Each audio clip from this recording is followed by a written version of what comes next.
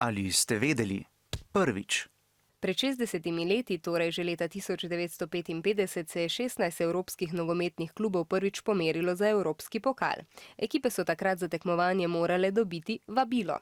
V sezoni 1992-93 pa se je tekmovanje preimenovalo UEFA Liga prvakov po organizatorju Združenju evropskih nogometnih zvez. Uvedel se je skupinski del tekmovanja, število ekip pa se je povečalo na 32. Ali ste vedeli?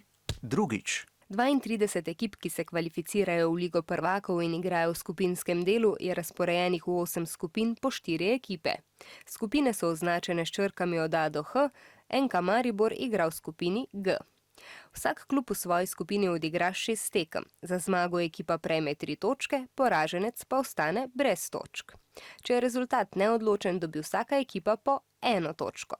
Točke se seštevajo in tisti 2 ekipi, ki bosta v svoji skupini izbrali največ točk, se bosta uvrstili v osmino finala. Po istem sistemu se bodo ekipe uvrstile še v četrtfinale, polfinale in na koncu še v finale. Ali ste vedeli? Tretjič. Finale Lige prvakov bo potekal 6. junija 2015 v Berlinu. Takrat bomo dobili zmagovalce, ki bodo prejeli tak pokal in zaslužili okoli 35 milijonov evrov.